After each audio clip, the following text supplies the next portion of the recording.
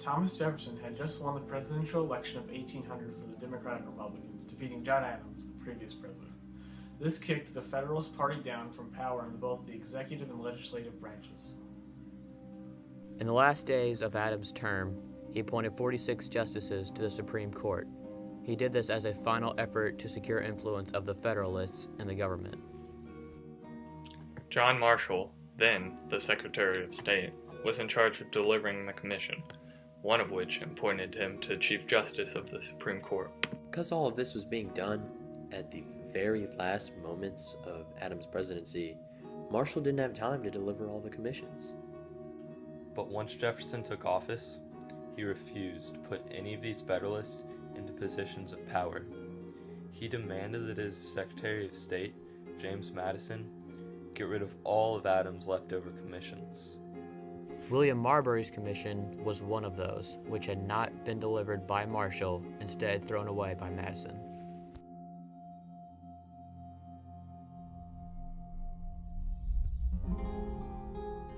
Marbury, believing he had the right to his commission, sued James Madison and applied for a writ of mandamus, forcing him to deliver Marbury's commission. A writ of mandamus was a power given to the Supreme Court through the Judiciary Act of 1789, allowing them to order any inferior group to follow their ruling.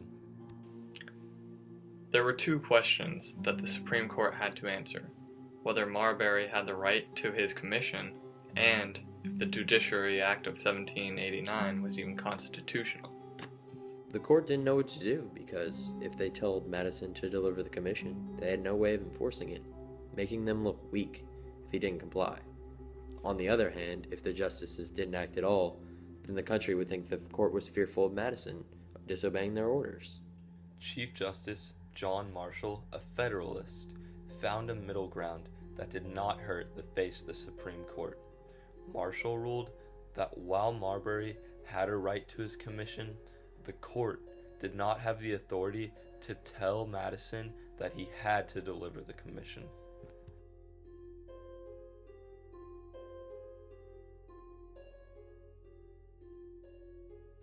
Marshall's decision was based on the fact that the Judiciary Act was unconstitutional.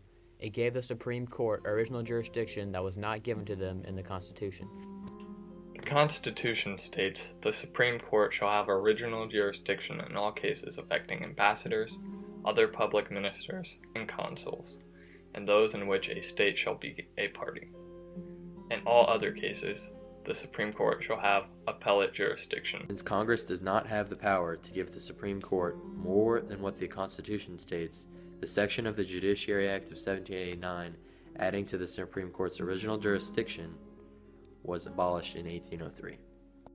This meant that Marbury's writ of mandamus was denied by the Supreme Court because the power itself was unconstitutional.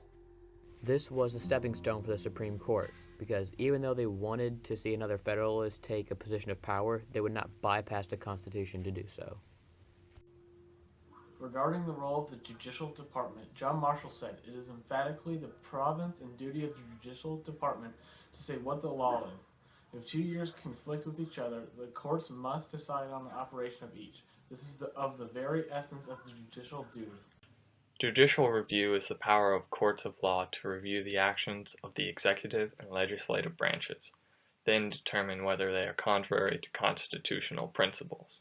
In conclusion, Marbury v. Madison marked the beginning of judicial review.